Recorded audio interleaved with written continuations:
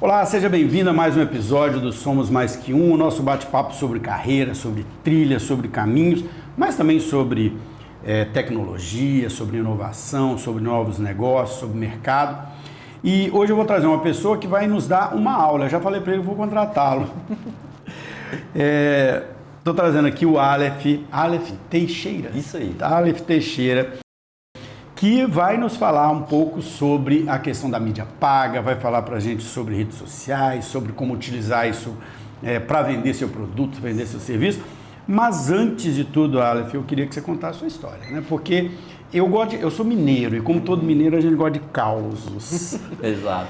E eu acho que é importante a gente conhecer a história, a trajetória das pessoas para que a gente possa entender também, né, como ela chegou até aqui. Então, Totalmente. Seja bem-vindo e conta pra gente um pouco dessa sua história. Muito obrigado, muito prazer, pessoal. Meu nome é Aleph. Quando eu era muito criança, eu nunca quis ter uma profissão normal, igual todo mundo tinha. As criancinhas queriam ser médicos, advogados, meu sobrinho queria ser policial, inclusive se tornou policial hoje. Eu queria ser artista plástico. Só que, sei lá, com 3, 4 anos, o que faz um artista plástico? Ninguém sabia. Hoje eu não me lembro de onde eu tirei essa história de artista plástico, mas tudo que era criativo me tocava muito, sabe? Sempre gostei de ler muito, desde criança. E criancinha lendo Machado de Assis, eu não entendia nada, mas eu adorava. Porque tinha umas palavras que combinavam, sabe? Rimava, os textos eram incríveis. E fui crescendo, sempre gostei muito de ler. Decidi fazer jornalismo. Falei, cara, sou uma pessoa comunicativa, acho que tem a ver com criação, acho que é minha praia. Fiz jornalismo, me formei na Unifran. E fui trabalhar na área com hard news e detestei. E nada contra os meus amigos jornalistas, a profissão é linda, mas não era pra mim, porque eu tava fazendo hard news, que é um estilo de jornal que é paulada. A notícia crua, né? É paulada o dia inteiro, é acidente, é não sei o quê. Tem nada de artístico.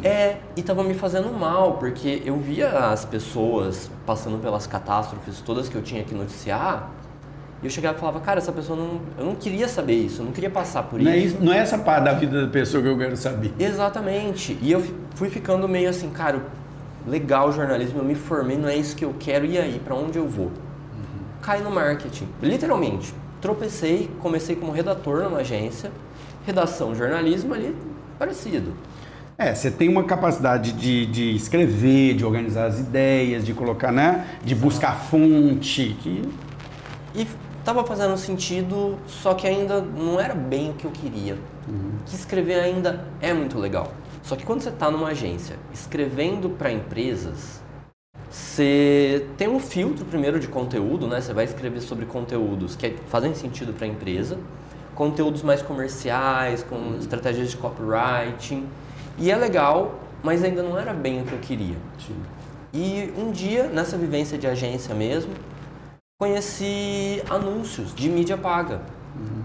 E aquilo explodiu a minha cabeça num nível, porque tinha a parte operacional e qual botão aperta, qual não aperta, mas além disso, todo o universo estratégico de entender, por exemplo, cara, eu estou falando com um produtor rural, então o meu anúncio tem que conversar com o produtor rural. Eu não vou usar termos técnicos para o cara que planta soja. Sim, entendi. E isso me brilhou um olho e falei, cara, é isso que eu quero fazer da minha vida. Tem um ajuste na comunicação que é muito fino, né? E é quase artístico, porque você adequa as mensagens para cada nicho, para cada pessoa. Sim. E dentro de anúncio pode ser um texto, pode ser uma imagem, um vídeo, sei lá, dá para pirar em formatos. Sim. E todos, assim, com um viés muito mais criativo.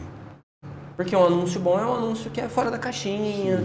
É aquele que te pega de surpresa, né? Exatamente. Cara, mas assim, você já me deixou um tanto de gancho aqui que eu vou ter que pegar alguns ganchos. Perfeito. Que são fantásticos. O primeiro deles é isso que você falou, cara, sobre todo mundo queria uma profissão tradicional. Esse é um dos motivos pelos quais eu criei o podcast. O meu filho está com 17 anos. E eu sempre achei que a gente tem que fazer aquilo que deixa a gente feliz, porque se a gente faz aquilo que a gente deixa a gente feliz, a gente vai fazer bem. Exato. Com o coração. E eu via os amigos dele, ele está hoje no 3º ano, mas desde o ano passado eu via os amigos dele assim, meus pais querem que eu faça direito, meus pais querem que eu faça isso, meus pais... Eu falo, mas você sabe o que um advogado faz? Você sabe? Nunca sabe. Nunca sabe. E é muito claro que existe uma pressão familiar e uma pressão social para que você busque aquelas profissões tidas como tradicionais. E quando eu, conversando isso com meu filho, eu atuo com a educação desde 2006, eu me remeteu a um autor, um pesquisador que infelizmente faleceu recentemente, o Ken Robinson, que ele tinha um conceito que era que as escolas matam a criatividade. Ele fala assim, toda a nossa educação é pensada para tirar a arte, tirar a criatividade e te transformar em um elemento da sociedade produtiva. Então ele fala o seguinte, que lá no ensino fundamental, você pinta, você dança, você desenha, você faz tudo, mas à medida que você vai seguindo pela trilha da educação, cada vez menos se permite isso, não se fala mais disso, não se aborda mais isso, e vai se dizendo, não, isso aqui não é profissão. A profissão está essa aqui. E o que você relata é exatamente isso. Exato. E você teve que, mesmo que o jornalismo está ligado sim à criatividade e tudo, mas você teve que ir para uma profissão tradicional, sim, né, antes de chegar naquele ponto que você queria, né? Totalmente. Então acho que eu achei fantástica a sua história por causa disso. Por isso que eu gosto das histórias das pessoas. Exato. E assim, valeu a pena a vivência como jornalismo, Lógico. Aprendi muita coisa legal, aprendi a conversar com as pessoas fora da entrevista, porque é muito diferente entrevistar alguém e conversar com alguém. Sim. Pelo menos pra mim era como se fossem duas pessoas. E no jornal, querendo ou não, você tem que puxar alguns sacos, você tem que, né? Sim. Ligar para um prefeito e, não, mas calma, não é assim, vamos resolver. Só que ainda assim, não era pra mim. Adorava conversar com as pessoas, sempre gostei.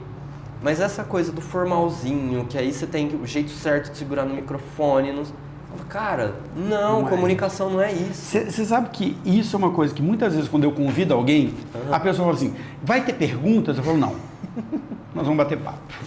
É isso. Porque isso aqui é que tem valor, né? Exato, porque imagina só, você faz perguntas que cabem numa caixa, a pessoa vai responder as respostas que cabem na caixa e acabou. Socialmente aceitas.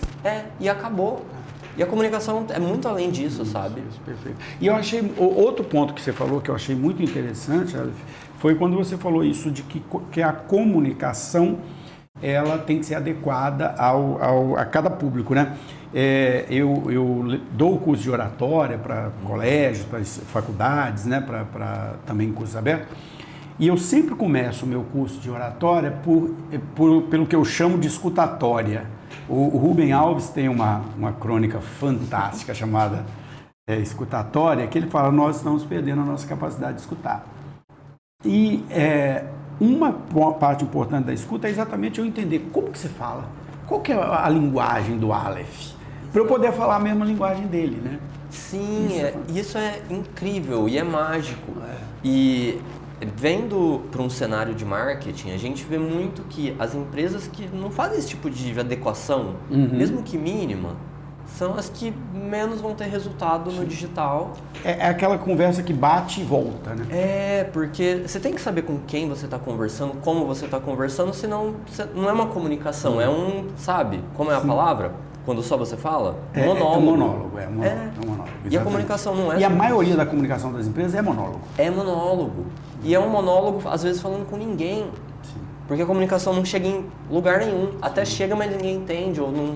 Você sabe que uma vez, Aleph, eu não sou de publicidade, né? Eu sou de gestão, de administração, entro um pouco em marketing, mas não é a minha área. E uma vez eu sei que foi de agência, você vai entender isso. Eu estava conversando com um amigo meu que é publicitário e falei assim, cara, mas o que esses influenciadores, o que esse negócio? Porque não faz sentido nenhum esse negócio.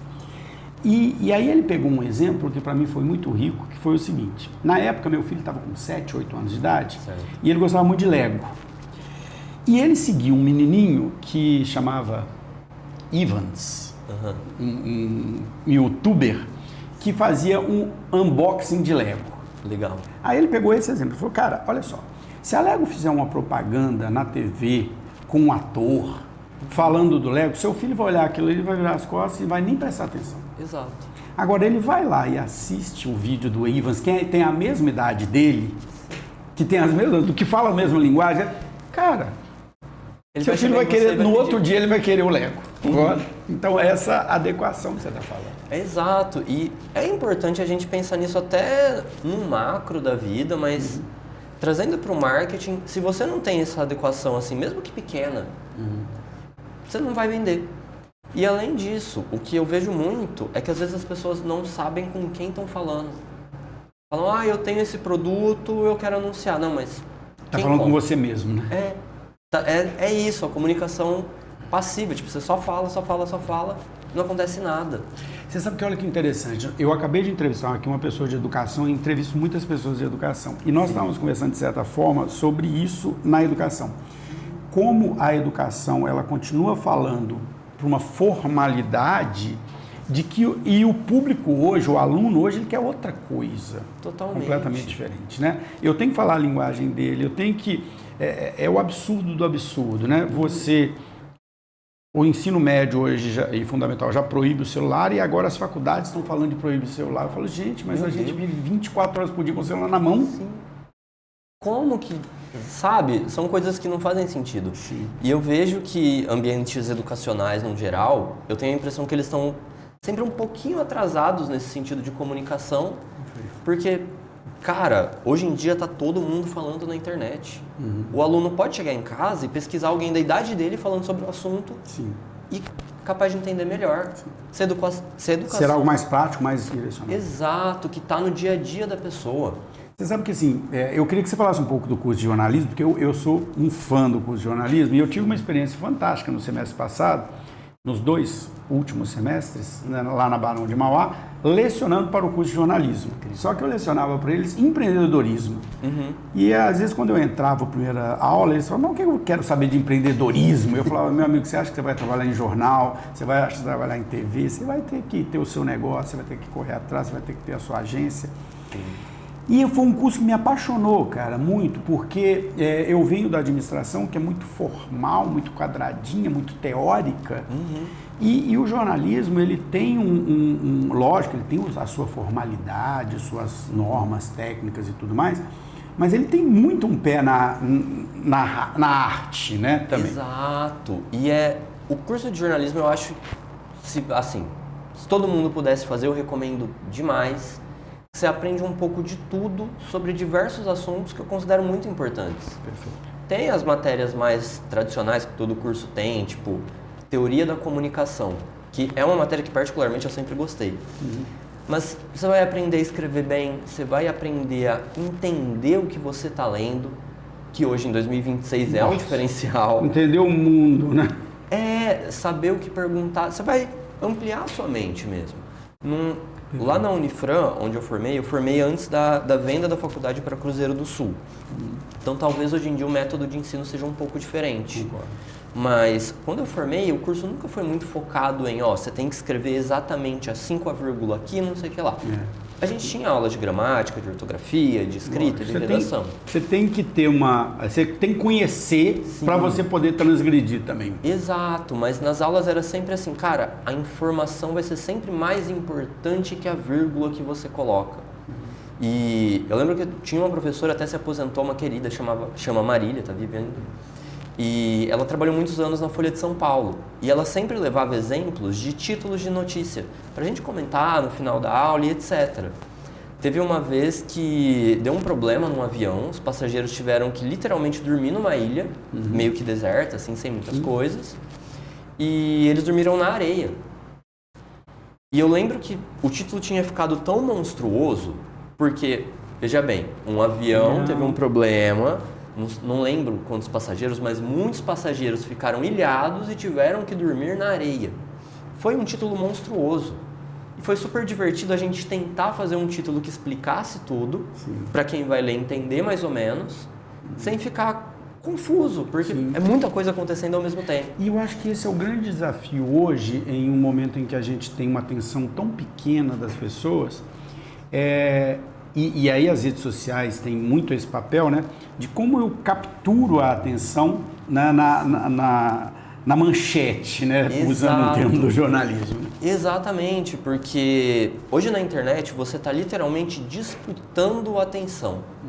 Em qualquer plataforma que você está, em qualquer ambiente digital, tem um monte de gente querendo te mandar anúncio, te mandar informação, te mandar conteúdo, bom ou não, mas conteúdo.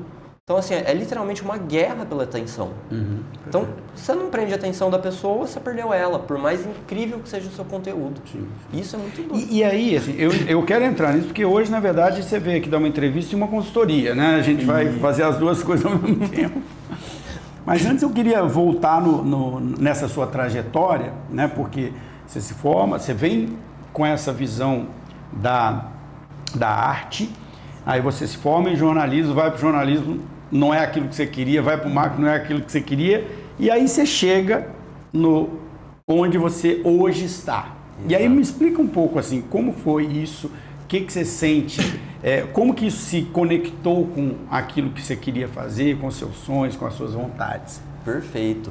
E lá na agência, quando eu entendi o que era estratégia de comunicação, no sentido de com quem você está conversando. Sim. E eu sou uma pessoa que gosta muito de estudar, muito de ler, pra mim é muito divertido. Eu tenho esse prazer. Então eu falei, cara, eu vou fazer uma pós-graduação para entender um pouco mais do conceito de marketing, o que é na prática. Na faculdade de jornalismo você tem algumas matérias, mas é sempre muito raso, que não é bem o objetivo do curso. Certo. Então fiz a primeira pós-graduação em marketing, e eu lembro que eu fazia, estudando economia, eu até chorava, porque o professor falava, gente... O que eu estou fazendo aqui? Exato, o que está acontecendo? Mas foi incrível. Eu me formei na pós-graduação, fiz online, porque pandemia, o mundo acabando. Falei, cara, é isso que eu quero fazer. E comecei a aplicar. Nisso eu comecei a desenvolver estratégias de comunicação um pouco mais eficientes, os resultados para os clientes foram acontecendo, e eu cheguei e falei, tá legal, mas eu tô falando de internet. A internet ela é baseada em dado. Eu preciso aprender a interpretar esses dados e fazer alguma coisa com eles. Sim. Fui estudar de novo. Fiz outra pós-graduação baseada em análise de dados. Aí você saiu completamente da caixinha, né? Quando você pensa em análise de dados, tange um pouco programação em alguns cenários. Matemática, estatística. E não é nada artístico a primeiro momento. Mas os dados, eles contam história. E isso é o mais doido, porque é uma microinformação que sozinha não significa nada, mas quando você, você junta essas informações, essas microinformações, você tem uma história. Mesmo que seja desde o momento que a pessoa pesquisou no Google até entrar no seu site para comprar seu produto, ou muito antes disso, que levou a pessoa a pesquisar, que toda aquela jornada, né? Exato, e contam histórias. E é muito doido porque as histórias, elas têm pontos de conexão, sempre tem, mas são muito diferentes umas das outras, e isso muda, por exemplo, de dias da semana, muda de cliente para cliente, obviamente, nicho para nicho, de marca para marca. Às vezes a gente está analisando dados de duas empresas do mesmo segmento, vendem coisas muito parecidas, mas não tem sentido nenhum. As relações são diferentes, né? Totalmente. E eu acho isso mais. E a marca, ela tem essa característica emocional, né? A ligação emocional que nós temos, né, com a marca.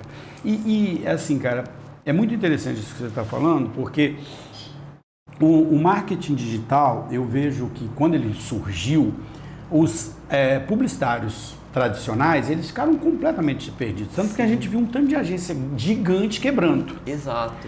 Porque você partia de um pressuposto de que aquele profissional de marketing, ele entendia tudo sobre o ser humano, que ele era o cara que fazia aquele bordãozinho que pegava. E o marketing digital, ele trouxe assim, não, é dado, eu vou analisar dado, e talvez eu não fale com a massa inteira, mas eu vou falar com aquele grupo específico que eu quero falar. E isso trouxe para o marketing uma eficiência que não tinha, né? O que você falou, você é um cara que vem da arte, um cara que vem do jornalismo, mas você entendeu que, olha, para trabalhar com isso aqui eu preciso entender E o dado não é frio. Exato. Né? Eu, nas consultorias que eu dou de outra coisa, não tem nada a ver com canais de distribuição, eu sempre falo assim, ó, números não mentem. Sim. Mas números sozinhos não contam histórias. Exato. Né? O número não mente. É um monte, ó, vendeu, faturou, não faturou. Beleza, não mente o número, é aquele. Mas o que aconteceu por trás? Estou falando especificamente do que eu trabalho. Sim. O cliente estava chateado com alguma coisa naquele dia, o vendedor, eu troquei de vendedor, né? Aquele dia choveu, tem alguma coisa por trás que vai me contar uma história. Né? Uma vez eu participei de um evento do Google, eu não lembro exatamente o assunto, mas eu lembro que foi o diretor do Google Brasil, que ele começou, se apresentou, fez uma palestra e ele mostrou um cartoon. E eu já olhei e falei, cara, o diretor do Google mostrando um cartoon. E era um quadrinho, uma pessoa ouvindo sobre um tênis no rádio, depois viu um outdoor, depois ele viu um anúncio no Facebook, depois ele viu um vídeo no YouTube. Sim. Aí no final do dia ele pesquisou no Google e comprou o tênis. Quem que é responsável pela compra? Tudo. É a jornada do cliente. Exato. Né? E é muito divertido quando você expande a mente no sentido de deixa eu entender um pouco mais. E aí a gente entra numa coisa, né? Como essas coisas vão se juntando. A gente entra numa outra coisa que é o comportamento do consumidor, que aí entra a psicologia, aí entra a sociologia, aí entra o grupo social, os desejos, as necessidades, a necessidade dele se sentir aceito pelo grupo social. Aí entra o mundo, né? Exato. E tange muito o digital nesse cenário, porque a gente sempre vai focar em micronichos no sentido de vamos ver quem compra de verdade, mas vamos entender mais. O que essa pessoa quer ouvir? O que aflige ela que você pode resolver? E tem coisas que às vezes são óbvias. Por exemplo, eu vendo uma escova de dente. Beleza, seu público é quem precisa de uma higiene bucal, no caso a maior parte da população. Mas, por exemplo, quando a gente está falando de infoproduto, às vezes são dores tão específicas, de cenários tão específicos. Eu já vi pessoas na internet que vendem curso de marketing para áreas específicas. Por exemplo, eu estou num processo junto com uma galera de desenvolver um infoproduto para dentista. Porque o que a gente identificou analisando o mercado odontológico no macro? Eu tenho as grandes clínicas, que são aquelas que têm franquias, que têm várias, que elas pegam o pessoal recém-formado ou mais novo, coloca ali para atender, a galera pega experiência e vai empreender. Mas a odontologia, no macro, não é uma profissão que dá muito dinheiro fácil, não dá um giro rápido. Você gasta muito dinheiro para montar uma clínica, muito investimento altíssimo, e até você criar uma clientela para bancar aquilo, você fica meio que no prejuízo. E é um profissional que faz todo sentido trabalhar com marketing digital, mas talvez não vai ter o orçamento que precisa para contratar alguém que faz sentido. Sim, perfeito. Então a gente está desenvolvendo um infoproduto e qual que é o objetivo? Eu não vou ensinar como que cria uma campanha de não sei o que lá. Não, a gente vai falar do seu nicho. O que você precisa para ter uma base de clientes agora? Perfeito. Depois a gente vai evoluir as estratégias? Não, quando você tiver com alguma grana, procura um profissional para criar uma estratégia personalizada. Olha, isso que você está falando faz muito sentido para mim. Vou te explicar por quê. Eu gravo conteúdo para escolas desde 2007. Certo. E então eu tenho muita prática em gravar conteúdo. Tudo isso aqui é conteúdo que eu gravei para escolas. Né? Então eu sei montar o conteúdo, eu sei transformar isso em aula, eu sei gravar, porque eu gravo muitos anos. Eu comecei o podcast porque eu tinha um estúdio para gravar videoaula. Incrível. E sempre alguém chega para mim e fala assim, cara, você sabe gravar, você tem um estúdio, por que você não faz um infoproduto e vende? Eu falo assim, porque eu não sei vender isso. Realmente eu não sei vender isso. E aí eu percebo claramente, vamos pegar o podcast, vou dar um exemplo disso aqui. Eu tenho um amigo que tem um podcast um pouco diferente, mas assim, nesse mesmo contexto, só que ele fala de cultura, há mais de 5 anos. E ele deve ter uns 2.000 seguidores lá no YouTube. Caramba. E eu falo, gente, como é que um negócio de tanta qualidade não decola? E às vezes você vê uma besteira do caramba decolando. E você conheceu aqui os estúdios, um dos objetivos que eu montei o estúdio também foi para gravar conteúdos assim. Mas eu sempre esbarro nisso que você acabou de falar. Eu falo assim, ó, eu tenho conhecimento, eu tenho know-how, mas com que público que eu vou falar? Essa semana, olha que engraçado o que você acabou de dizer.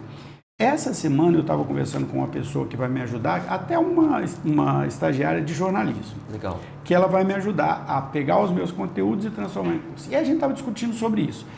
E eu estava falando assim, mas faz sentido eu gravar um conteúdo com essa estrutura, com um texto, com um vídeo de 20 minutos, com questões... É isso que a pessoa quer? Não sei. Talvez não seja. Então, essa adequação de entender quem é o cliente que compraria aquilo, né? E ajustar essa linguagem e criar essa linguagem, porque, por exemplo, aí é uma questão de idade, eu sou velho e a pessoa mais velha ela não tem a linguagem, né, de um TikTok, até mesmo do Instagram, que eu sofro bastante com isso. Então, isso que você falou cai assim, perfeitamente, entendo perfeitamente o que você está dizendo, porque é a minha dor. É isso, né? E é difícil você entender a sua dor e quando você está falando de produto, o que você resolve? Porque a maioria das vezes, quando uma coisa é muito genial, ela tem que parecer óbvia, quando você entende.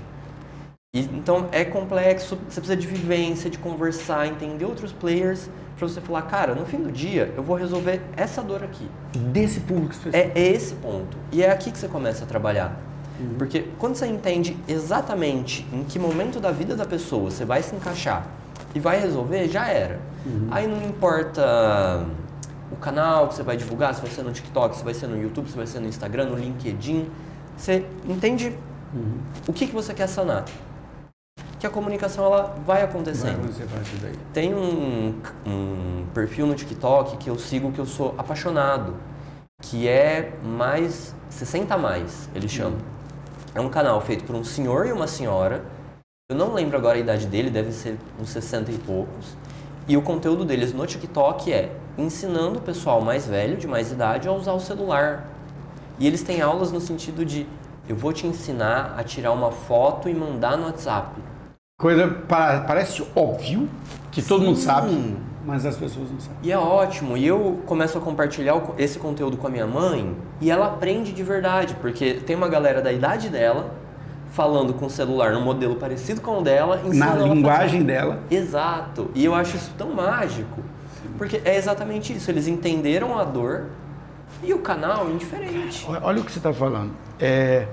Como as coisas encaixam, é perfeito o que você acabou de dizer. Há alguns anos, em 2017, a gente entrou numa crise econômica muito grande, né?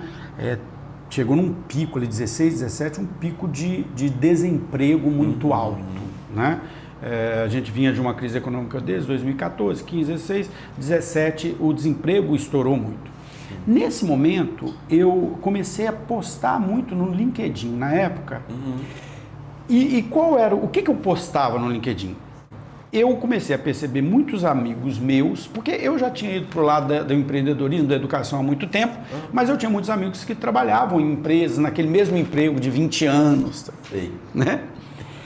E eu fui percebendo à minha volta, muitas pessoas da minha idade, eu estava com 40 e poucos na época, ficando desempregadas. E entrando em desespero, porque aquelas pessoas, de certa forma, o eu delas era a empresa. Exato. Ela tinha um sobrenome que era a empresa. E eu comecei a postar no LinkedIn sobre isso, falando, olha, cara, você não é o seu emprego, você tem que entender quem você é, olha o que você fazia, outra coisa. E, cara, em um ano eu explodi no LinkedIn. Assim. Até hoje eu tenho 60 mil seguidores lá, porque eu fiz assim, Por quê? Porque eu estava falando com um público muito específico. Esse livro aqui, ó, do Desemprego e Recolocação, ele surgiu dessas postagens. Incrível. E aí depois, o que aconteceu? Esse público, à medida que a economia foi melhorando, as pessoas foram empregando, esse público foi deixando de existir e eu fui perdendo relevância. Olha como é que é interessante isso. Total. Ou seja, você tem que saber exatamente com quem você está falando e o que era legal. Eu me lembro que a primeira postagem minha que explodiu, assim, que deu 1 milhão de visualizações no LinkedIn, foi eu falando, eu já fiquei desempregado. E eu fiquei 2 anos desempregado. E o que eu fiz nesse tempo? Então eu falei com um cara que estava desempregado naquela hora. Com a língua que... E é isso que ele queria ouvir, é isso que ele queria ler, e se agregou alguma coisa na vida dele, no momento dele, isso é incrível. Sim. E claro que hoje, pensando num cenário mais de influencer, que está na moda, a gente tem que tomar muito cuidado com quem a gente acompanha, quem a gente não acompanha, que era uma coisa muito diferente em 2017, assim, não tinha tanta gente falando asneira na internet. Esse é que é o problema, né? Exato. Tem muita gente falando absurdos na internet e as pessoas compram, aceitam. Então, assim, a comunicação ela é incrível se a pessoa faz com ética. Então, como foi o seu caso, explodiu, que bom que deu tudo certo. Mas é muito importante a gente pensar também em quem a gente escuta, sabe? Sim. Quem a gente leva de referência, às vezes, para um projeto, para qualquer coisa, porque é muito doido. Aí entra numa coisa que, para mim, fica até mais profunda a conversa, mas eu acho que conversando com um jornalista e com uma pessoa que entende de redes sociais, eu acho que é válido falar. Infelizmente, né, e esse é o meu grande questionamento das redes sociais, a gente ela está transformando a sociedade de formas muito negativas. Tem duas características isso é a sua especialidade, dos algoritmos das redes sociais, que são as bolhas de opinião e as câmaras de eco, que estão dando voz a quem às vezes não deveria. Não deveria. E isso está assim, destruindo a nossa sociedade em vários aspectos. Vou dar um exemplo muito simples, porque é uma coisa que eu venho acompanhando nos últimos dias e meses aí. Você já deve ter ouvido falar do tal do movimento Red Pill. Sim. Que eu ouço de vez em quando, cai alguma coisa no seu... E eu falo, gente do céu. Eu uso muito uma rede social que chama X, o antigo Twitter, e as coisas acontecem, eu falo muito que acontece primeiro lá, depois chega para as outras. O que eu vi ontem? Eu não tive tempo de checar a veracidade, porque também não é um assunto que me interessa muito. Tem homens batendo martelo no queixo para fazer microlesões e o rosto ficar mais quadrado.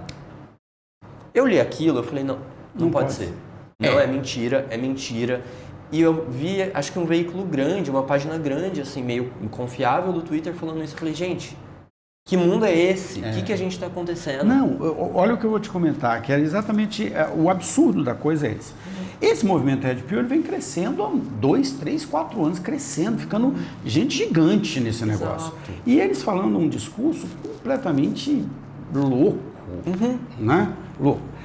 Há algumas semanas atrás, começou uma trend nesses grupos, falando assim, me preparando caso ela fale não. Você viu isso? Eu vi isso. Que coisa doente, não é? Não, e aí a coisa mais doente. Na última semana, ocorreram 2 casos reais. Uma menina, acho que lá no Paraná, que trabalhava no hotel, o cara cantou ela não deu, o cara bateu nela. E agora, essa semana, uma menina que estava com a namorada dela, o cara cantou ela lá no Rio, ela não respondeu, o cara deu um murro, quebrou a costela dela, está no hospital. Ou seja, aquilo que dar voz a essas pessoas já está virando coisa real. Sim, e é por isso que eu falo, todo mundo precisa entender o que é um algoritmo na prática para a gente conseguir quebrar esses padrões, porque senão a gente vai viver nisso de bolhas de opinião que vão crescendo, e a gente perde o controle do que a gente assiste. Eu peguei isso porque você falou assim, a gente tem que prestar muita atenção em quem a gente segue. Sim. E além disso, antes vamos entender o que é um algoritmo bem na prática. Legal. O algoritmo ele é um conjunto Vou de até regras. marcar aqui que eu quero cortar, fazer um corte aqui para poder aproveitar. O algoritmo ele é um conjunto de regras. O que eu quero dizer com isso? Ele é baseado em sinais sociais que a pessoa envia para as plataformas. Por exemplo, você está no TikTok, você assistiu o conteúdo até o final sem acelerar. Você é uma camada. Você assistiu o conteúdo até a metade sem acelerar. Vai para outro caminho. É como se fosse uma ramificação quase infinita de opções que você pode ter. E quando você entende isso, o que o algoritmo faz? Vamos supor que o algoritmo entendeu, com base no que você enviou, que você gostou daquele conteúdo, que você assistiu até o final, que foi interessante para você, que foi relevante. Você quer ver mais conteúdos como aquele? Beleza, você fez certo. Se não, gente, bloqueia, é simples. Bloqueia o conteúdo, toda a ferramenta, TikTok, Twitter, Instagram, Facebook, YouTube, tem a opção de falar, não me recomenda mais esse conteúdo. Vai quebrando o seu algoritmo para você receber informação relevante. Sim. Eu estava num momento nas minhas redes sociais que eu sempre recebi muito conteúdo técnico, meio nerd e algumas coisas de artesanato, porque você estudava arquitetura e tal. Sempre. De repente eu cheguei numa bolha de influencer, provavelmente aleatório, de algum vídeo aleatório que eu vi, e todo dia as pessoas falando sobre a Virgínia, sobre não sei quem, sobre não sei quem. Eu falando, gente, eu nem conheço essas pessoas, como que estão chegando até mim? Sim. E eram micro fofocas tão ridículas. Sim. Ai, brigou. Aí você vai quebrando o algoritmo no sentido, cara, eu não quero ver esse conteúdo, seja incisivo. Sim. Eu literalmente fui. Sempre tem os 3 pontinhos em qualquer app, 3 pontinhos, não me recomendar esse conteúdo. E vai ajustando seu algoritmo. Sim. E recentemente a Meta lançou um recurso para adolescentes. E o algoritmo do pai vai ser associado ao do filho. Então, o que seu filho vê no Instagram vai ser reflexo do que você vê. E isso ainda é mais tem que ter cuidado, hein? Totalmente. Tem uns pais que vê umas coisas que não devem. Exato. Então, assim, fiquem muito de olho no que você começa a consumir, porque vai escalonar. Vai escalonar e você vai ver mais. E para mim, a coisa mais brutal, né? Isso reflete na nossa sociedade cada vez mais dividida, né? No radicalismo que a gente está observando, em ambientes como esses do Red Pill e de outras vertentes que a gente vê também, que é o seguinte: como o algoritmo entende o que você gosta e ele vai te dando mais daquilo, parece que o mundo é aquilo. E ele vai te colocando em contato com pessoas que gostam daquilo também. Exato. E aí você faz um comentário, por mais absurdo que ele seja, e ele vai repercutir. E a pessoa vai falar, é mesmo, é isso aí, achei legal. É uma câmara de eco ali. Tudo que eu falo tem E isso traz um radicalismo na sociedade que é absurdo. Eu não sou muito das redes sociais, eu gosto do YouTube. Mas eu identifico claramente o que você falou. Eu tenho um tipo de conteúdo do YouTube que eu gosto, que eu sempre assisto. Aí de uma hora para outra aparece um vídeo do nada. Sim. E às vezes eu assisti um pedaço dele, eu assisti ele, aí eu começo a receber um tanto de coisa daquilo. Eu falo, gente, Luiz, eu não gosto desse negócio. Sim. E é muito importante a gente ficar de olho nisso, de meio que treinando o seu algoritmo. Tem um algoritmo macro, que é o da plataforma, mas ele usa os seus sinais para poder te recomendar conteúdo. Sim. E o que acontece nesses sinais? Esse exemplo eu uso bastante, que é bem legal. Vamos supor que você vende essa caneca. E você vendeu para mim e eu gosto de artesanato, de esculturas. O que o algoritmo vai tentar fazer? Procurar outras pessoas que gostam de esculturas e artesanato e mostrar o anúncio dessa caneca. Sim. E às vezes faz sentido, às vezes não. Por isso que chega muito conteúdo aleatório pra gente. Principalmente quando a gente tem muitos interesses conflitando. A gente gosta de um tanto de coisa ao mesmo tempo. Exato. E você vai recebendo conteúdo, você precisa ter um grande filtro do que você consome, senão você vai entrar nessa bolha. Tem uma teoria de comunicação que fala da espiral do silêncio, que é quando uma pessoa se cala, aquela opinião vira verdade. Que aí uma pessoa se cala, a outra se cala, a outra se cala, de repente vira verdade. E nesse momento... E nesse momento de gente criando conteúdo absurdo, gente, por favor, se posicionem. Mesmo que seja bloqueando a pessoa, façam isso, sabe? Esse é um problema que hoje é social, né? Assim, quem fala silencia um tanto de gente à sua volta, porque os outros falam, não vou entrar nessa confusão. Né? Não estou afim de discutir isso. A gente percebe isso, não quero entrar nesse tema, porque esse tema é nojento, mas a gente percebe isso na política. Exato. Né? E as pessoas nem conversam. Não conversam. Honestamente, eu também não converso. Não, porque assim, o que acontece? Eu não acredito nesse maniqueísmo do bem e do mal. Eu acho que tudo tem cinza, tem tons de cinza. Eu não preciso ser de um lado nem do outro.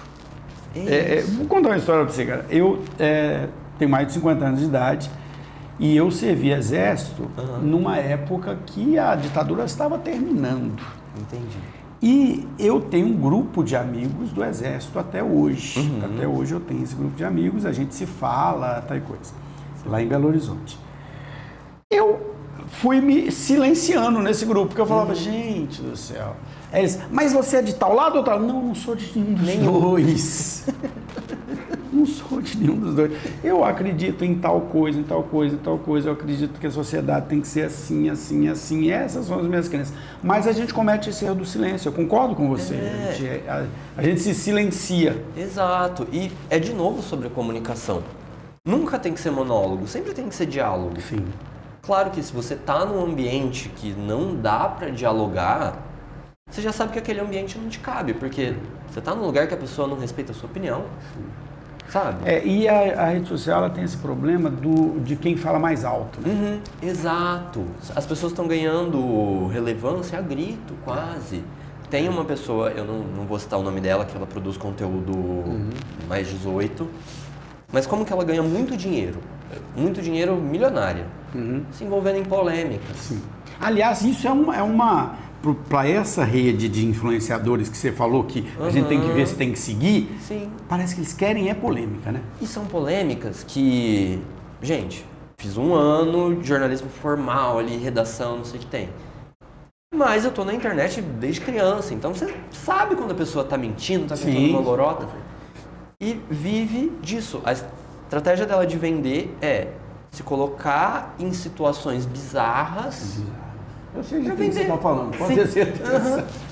E eu fico, gente, e as pessoas acreditam, seguem e falam, é isso mesmo. O que eu acho absurdo é isso. E aí eu vou perguntar para o especialista de marketing digital.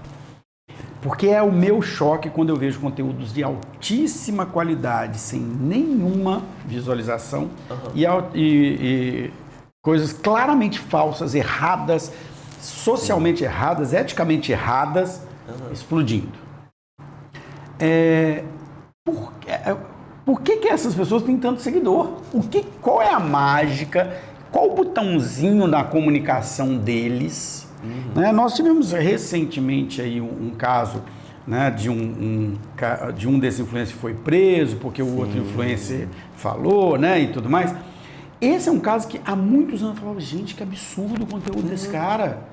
Ninguém tá vendo que tem uma menina de 12 anos de idade, pelada, rebolando, e ninguém fala nada. Exato. E o cara é milionário, E por que isso parece que as pessoas querem a coisa errada, a coisa que botãozinho é esse? Cara, e isso é muito louco, que tem tudo a ver com comunicação, porque além do conteúdo, essas pessoas elas vendem um estilo de vida. Se a gente prestar bem atenção em todos esses influencers, vou chamar de imoral porque eu considero, eles não vendem só o absurdo. É um estilo de vida muito específico, regado a dinheiro, a um bem-estar social, a carrões, luxo e tudo mais. E a gente vive num país onde a maioria da população sonha em ganhar dinheiro, mas não tem. A quantidade de pessoas que ganham acima de, sei lá, de 5 mil é minúscula. Então as pessoas querem aquilo. E, de novo, a comunicação, as pessoas convencem que para você ser que nem eu, ter o que eu tenho, você tem que ser que nem eu. Então isso vai legitimando um discurso que chega um momento que a pessoa fala, é normal. Normal colocar uma menina de, sei lá, 10 anos rebolando de calcinha no TikTok. Porque, olha todo onde mundo ele tá. faz, olha lá o que ele conseguiu. É isso. Por isso, de novo, gente, não se calem nunca. Não, eu ficava assim, sempre me chocou aquilo, isso levou 6, 7 anos para alguém falar. É isso. E, de novo, ganhou a grito, porque ele falou um discurso legitimado, Fantástico ajudou a legitimar, e tudo aconteceu, mas... Olha que bizarro, precisou de alguém muito grande falar sobre. Porque todo mundo se calou. Não, você quer ver outra coisa prática disso? E aí você falou assim, são caras, alguns, não vou generalizar, imorais, no sentido de que a moralidade é aquilo que nos mantém como sociedade, é a questão das apostas. Exatamente. Hoje, eu já entrevistei aqui 2 pessoas de RH. Hoje, grandes empresas que têm 2, 3, 4 mil funcionários, têm um problema seríssimo hoje, que é o seguinte, as pessoas fazem empréstimos consignados para jogar nesses bets. Aí ele pede um empréstimo na empresa para jogar nesses bets. E aí chega no final, ele está completamente endividado, ele não consegue mais trabalhar porque a cabeça dele está lá longe.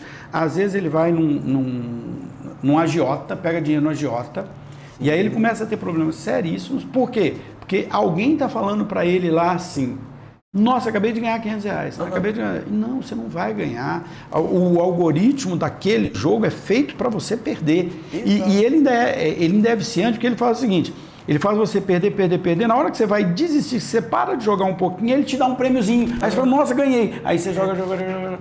E aí, para mim, o mais chocante desses grandes é o cara tá lá vendendo este tipo de produto. Exato. Anunciando esse produto.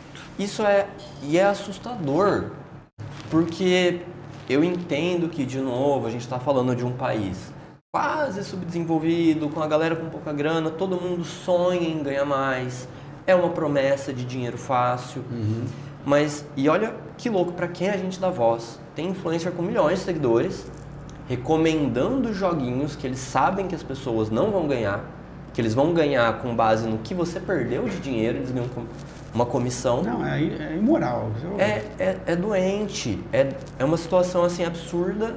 E de novo, enquanto as pessoas se calam e entendem como é normal, não é normal, a gente precisa falar a respeito. Deixa eu fazer assim com a nossa conversa agora. Show de bola. Porque senão a gente não vai sair daqui, porque o papo tá bom pra caramba. Vamos trazer agora para a sua atuação profissional atual, o que você faz, o que a empresa faz. Eu queria que você contasse um pouco, né, da sua atuação profissional agora. Tranquilo. Cheguei lá na agência como um redator, um mero jornalista, e naturalmente eu fui crescendo. Eu estou na mesma agência desde que eu mudei para Ribeirão, faz muito tempo. Naturalmente fui crescendo porque eu sempre quis estudar, quis aprender, me apaixonei por mídia e falei, cara, é isso que eu quero fazer.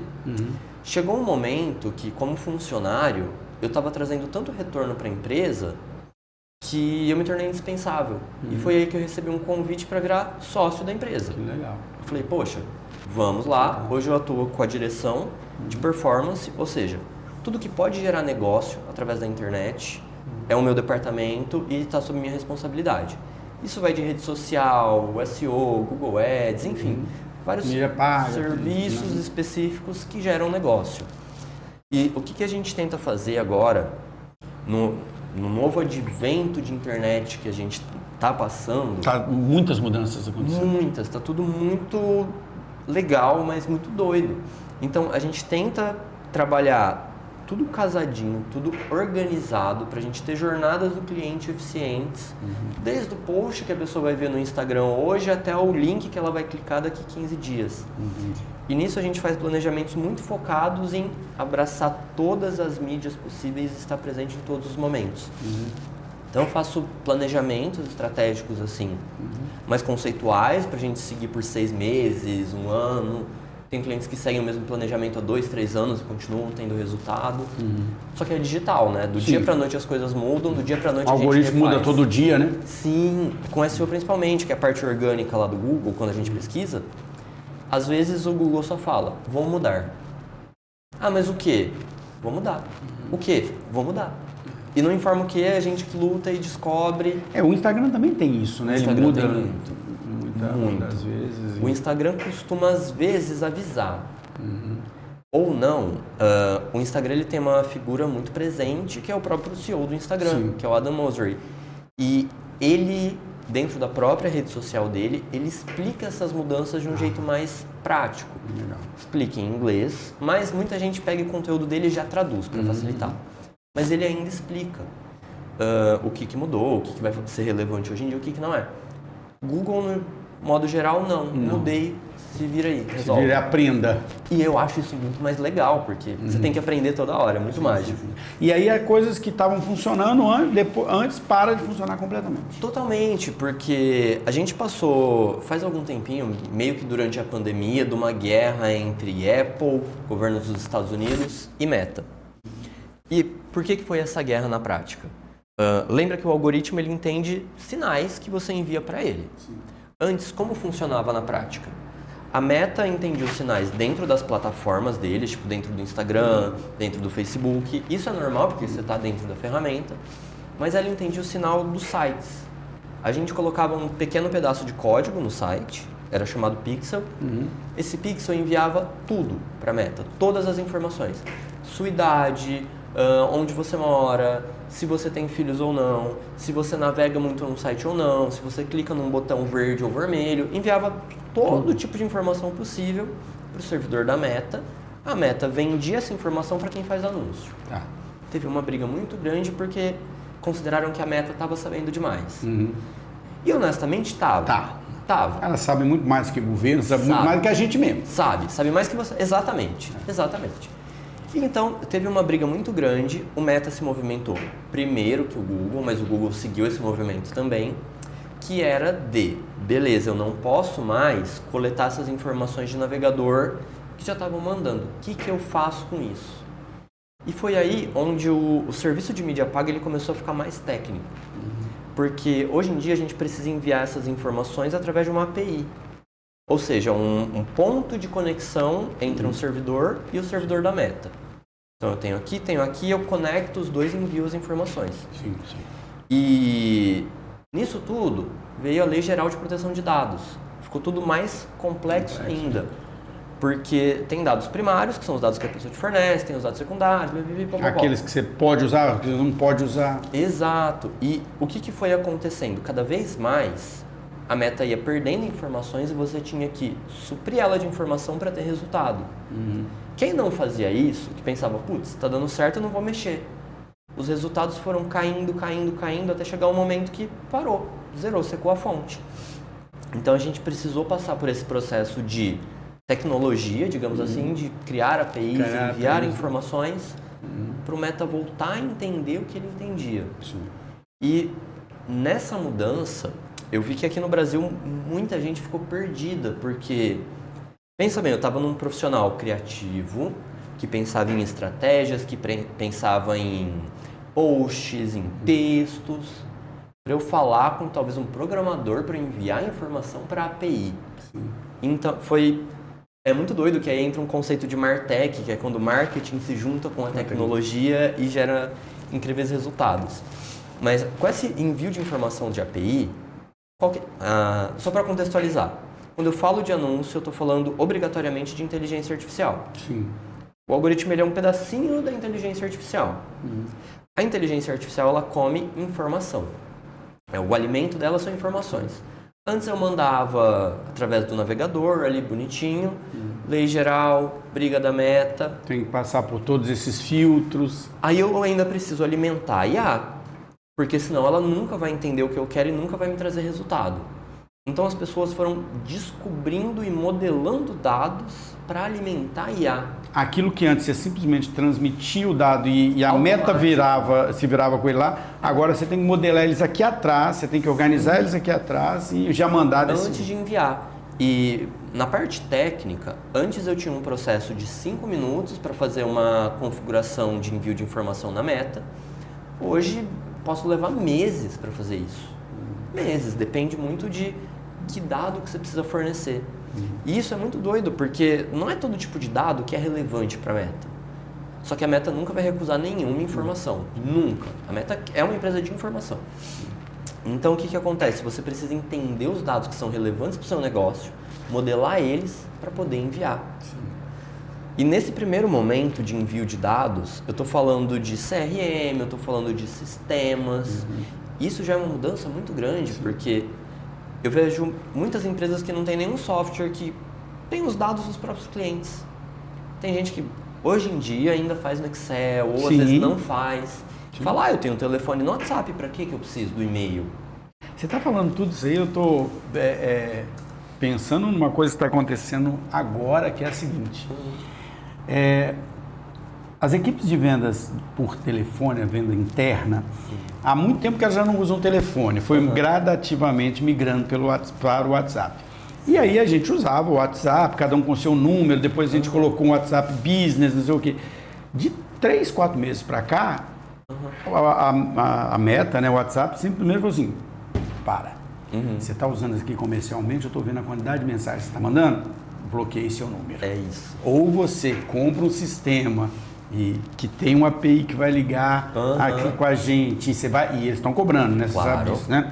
6 centavos de dólar por cada, 0,6 centavos de dólar por cada interação, por cada contato que você faz. Sim. E claramente o que eles estão fazendo é o seguinte: olha, eu te dei a ferramenta de graça, você se viciou nela, você dependeu dela, agora eu vou pegar toda essa informação e jogar para dentro. E aí eu fico imaginando, cara, já como você deu esse exemplo que é muito legal, né? A IA, ela come dados, a quantidade de alimento que eu vou dar para ela, porque, por exemplo, vou pegar na empresa que eu estou. Sim. Tem lá na equipe 8 vendedores internos que ligam para 5 mil clientes por mês. Imagina a quantidade de coisas. É isso. E é isso, o Meta quer informação. Essa mudança do WhatsApp, ela é muito recente e tá pegando muita gente de calça curta. Sim, até. o nosso número foi bloqueado. Sim. E a gente teve que correr atrás de... E é um desespero para você recuperar, porque eu falo que o número de celular é quase CPF das empresas, né? É burocrático mudar e etc. Mas hoje em dia, ou você se adequa, ou você não usa. Não, essa discussão eu tive há 2 ou 3 semanas com o dono da empresa, assim, ele, não, mas nós vamos criar mais uma disciplina. Meu amigo, deixa eu te falar, ou a gente paga, ou nós vamos voltar pro telefone, e não tem opção. É isso. E tem maneiras, não vou falar que é burlar, porque burlar você entende que é errado, não é. Tem maneiras de deixar um pouco mais viável isso, porque tem muito caso que acaba virando inviável. Você vai pagar, sei lá, uns 50 centavos de real por janela de conversação. Sua negociação demora 3 meses. Todo dia você manda mensagem. Olha o custo adicional que você vai ter para fechar uma negociação. Nós estamos fazendo essa conta lá na empresa agora, a gente ainda não entendeu ela. Nós estamos exatamente agora nessa conta, nesse mês, para entender assim, ó. A gente conectou o cartão lá, vamos ficar esse mês testando para a gente entender quanto que eu vou pagar nessa história. É isso. Por isso que existem sistemas hoje que, além de modelar os dados de eu enviar para os servidores de anúncio, vinculam os dados do WhatsApp, enviam os dados de WhatsApp de forma organizada e nesses mesmos sistemas você consegue trabalhar com modelos de automação. Porque nesse caso de WhatsApp, como você paga por janela de conversação, se você criar uma automação para cada 23 horas você mandar uma mensagem, você nunca vai pagar mais. Você paga isso é uma das coisas que a gente estava discutindo essa semana. Falou assim, temos que criar o hábito dos vendedores, posso automatizar isso. Mas quando der 23 horas da última mensagem, manda um oi pro cara. Manda uma figurinha, qualquer coisa, para você não pagar essa janela. Em algum momento o Meta vai sacar que o brasileiro já está fazendo isso e vai pensar num outro jeito. Eles sempre vão pegar a gente de calça curta. É isso. Aleph, 1 hora que nós estamos conversando. Olha aí. Não é legal, cara? Muito massa. Você sabe que isso que você estava falando, né, sobre comunicação e sobre conversa, eu comecei o podcast por outros motivos, para fazer network e coisa. Mas eu falo que o grande ganho que eu tive nesse último ano aí, eu acho que você é o 117, 118, não lembro. Legal. A entrevista 118. É isso, cara, você ficar 1 hora conversando com uma pessoa igual nós estamos aqui. Não, a gente não faz mais isso. Né?